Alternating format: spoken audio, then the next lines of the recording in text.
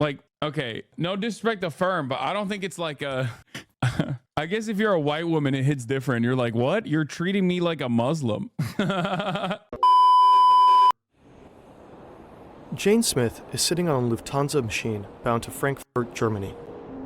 She empties her second glass of red wine and fastens her seatbelt because the plane is about to land. When Jane exits the aircraft, she goes straight to customs. She shows the officer her American passport. It's black. "Why are you here?" the officer asks. "Supporting technical consultations at the consulate," Jane responds. The officer stamps her passport, and she passes through. Jane grabs some euros from an ATM, takes a cab to a nearby hotel, and checks in. You see, Jane lied a little just now, during the customs check. She is not working for a consulate, and despite her passport, she is no diplomat. Jane is a CIA agent, a hacker. She is visiting a covert Okay, to be fair, I mean, which diplomat isn't? You know what I mean? base of her agency, secretly set up within the American consulate in Frankfurt. But this base, in the heart of Europe, is just one of a giant network spanning all across the globe.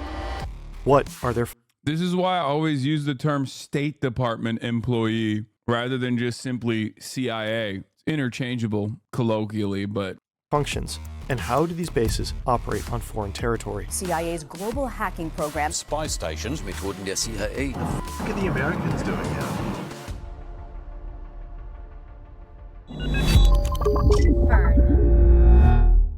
this video has Boy Boy in it multiple times. Let's go! Jane enters the hotel room and drops off her bags. She was prepared for this trip. She's been given instructions on how to get around in Frankfurt. Stores are closed on Sunday, gas stations are not a good place for fine dining, stuff like that.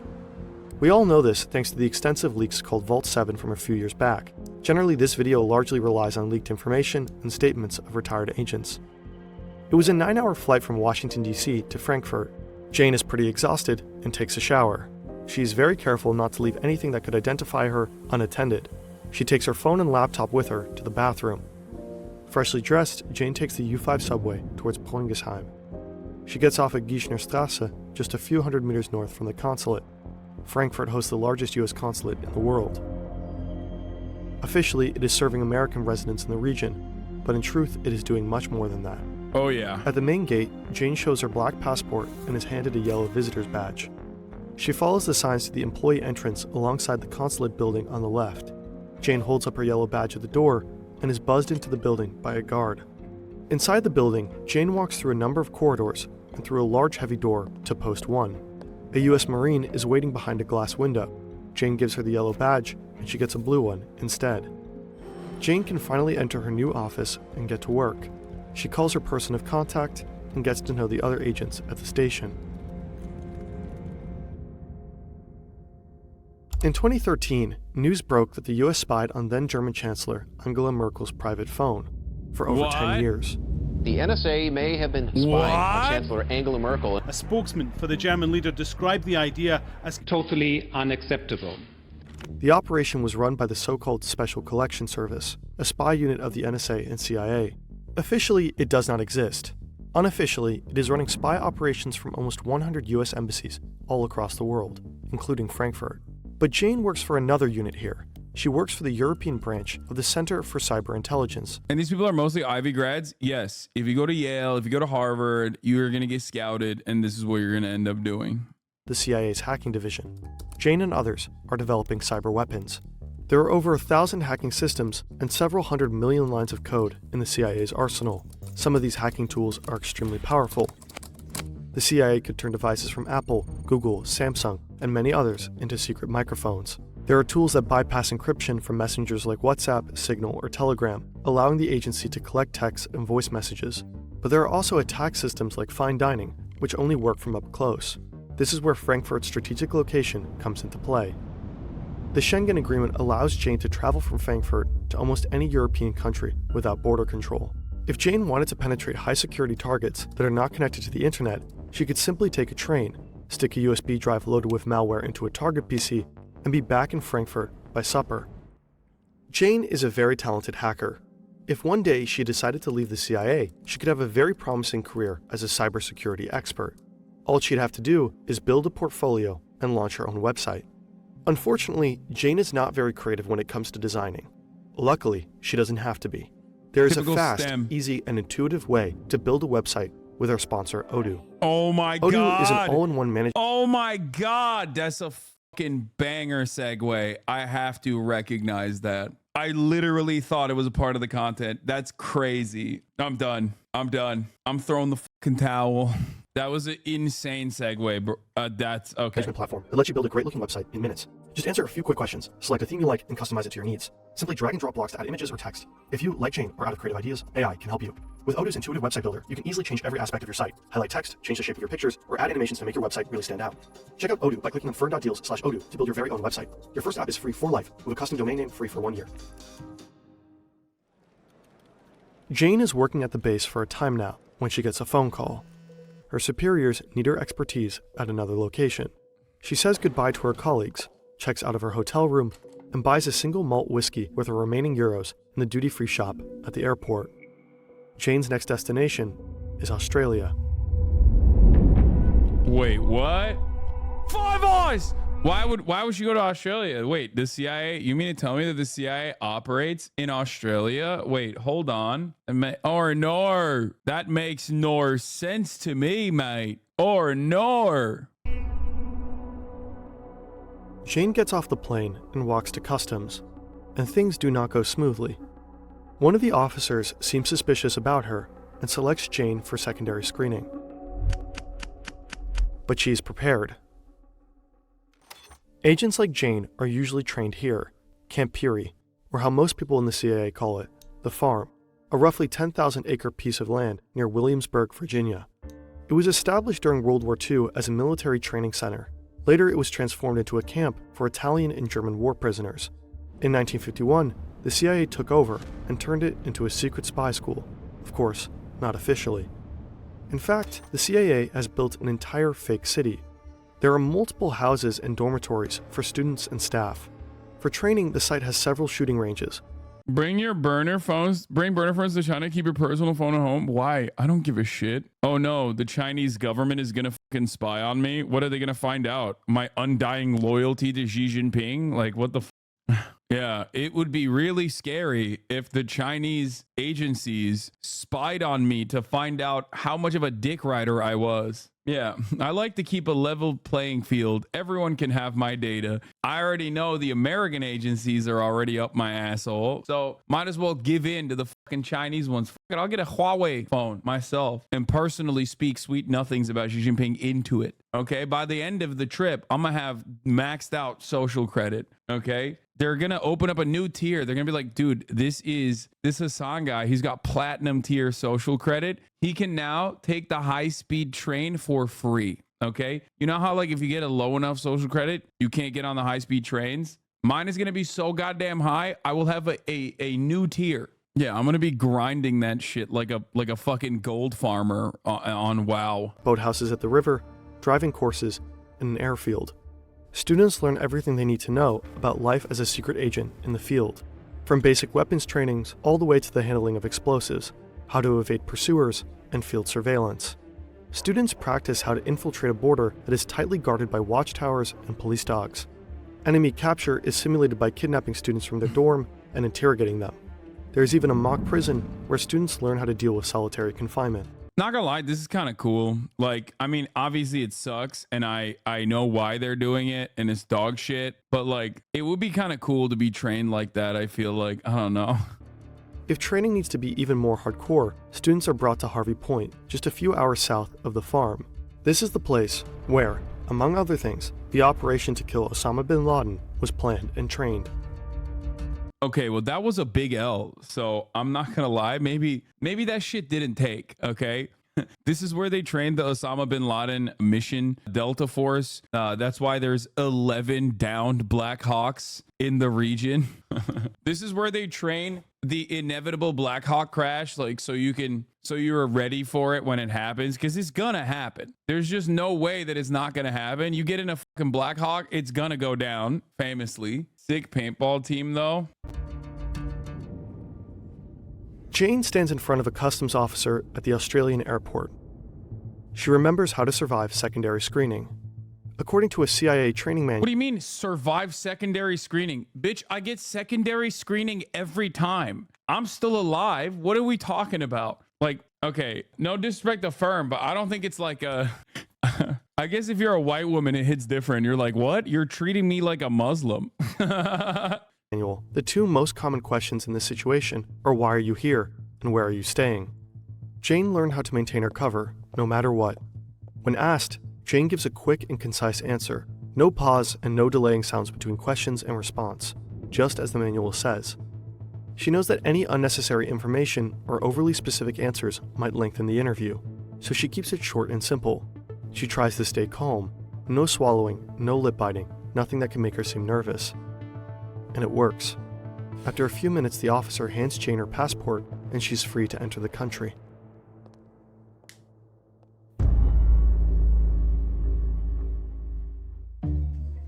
Jane is sitting with her colleagues in a casino in Alice Springs. A I small was about to say, wait, this is literally where Boy and I did the thing went. But it is pretty funny that, like, of course, the Australia mention is going to come with a casino. That's all they fucking do out there, bro. town right in the heart of the Australian outback. There are a lot of Americans all around her, which is not unusual.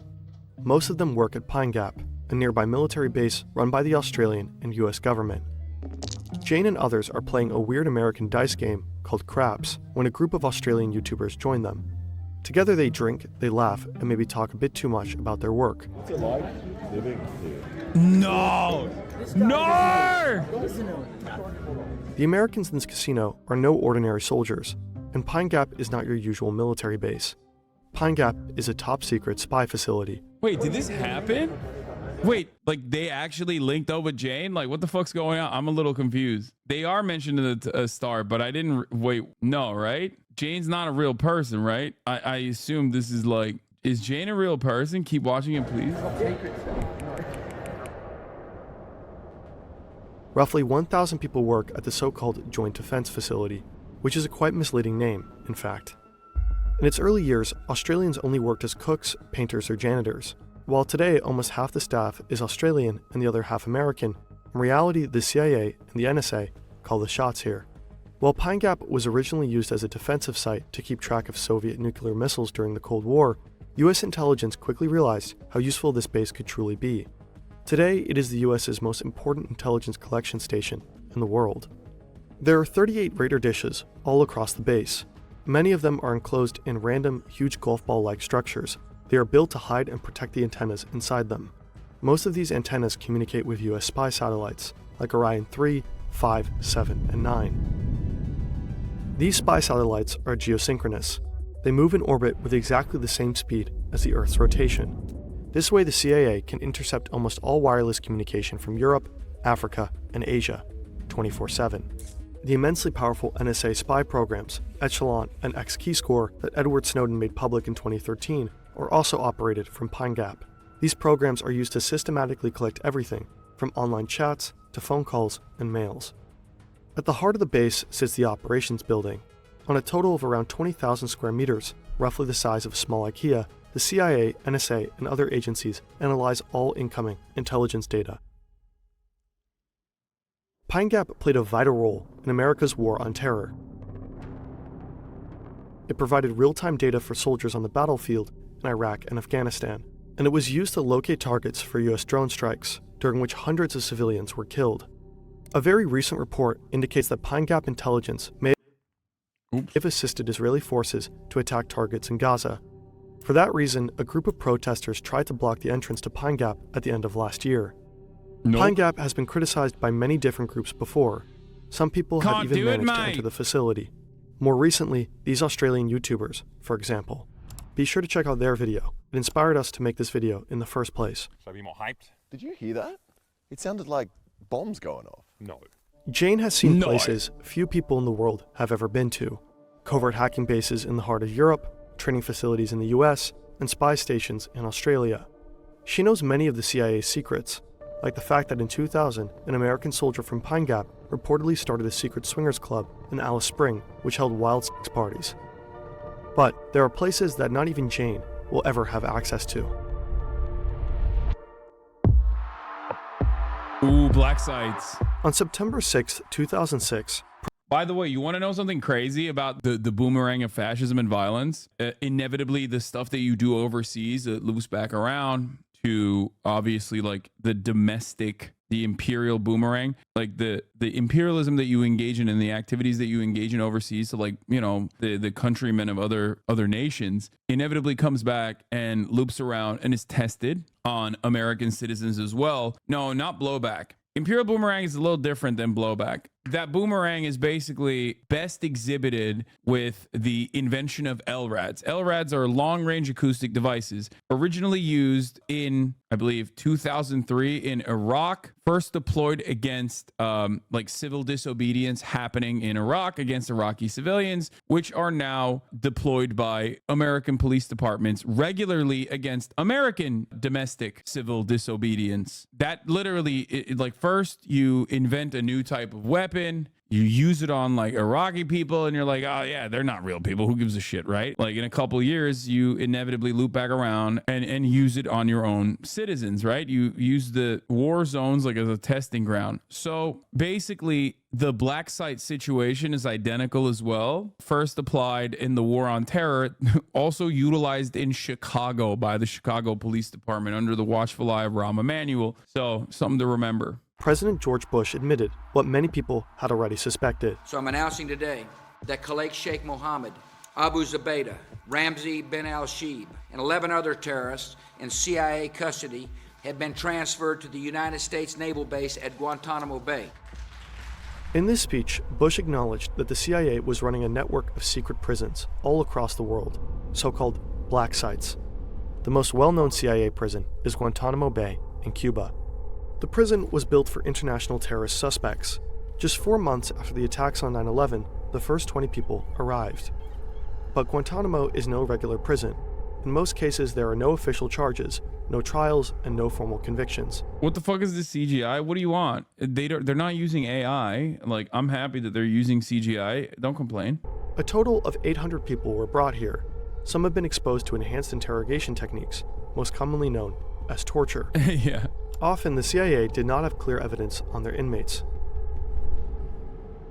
The exact number and locations of black sites are still unknown. Some were run by foreign secret services.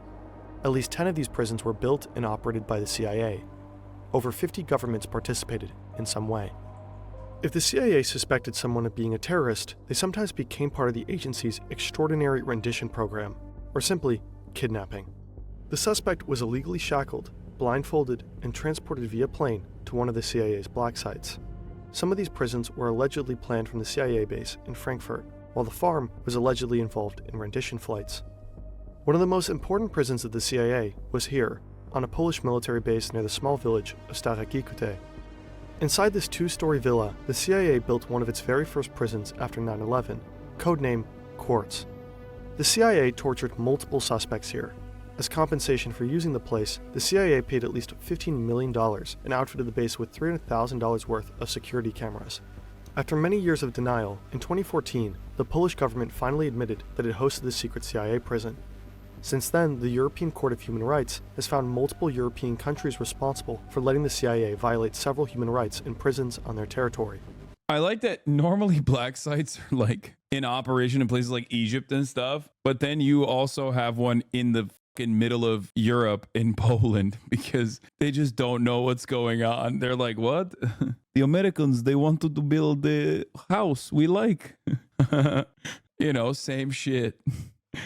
Leftist, aka post-communist prime minister and president agreed to do this. Okay, bro. Them and their one computer. Yeah, what are they gonna do, bro? They can't do shit.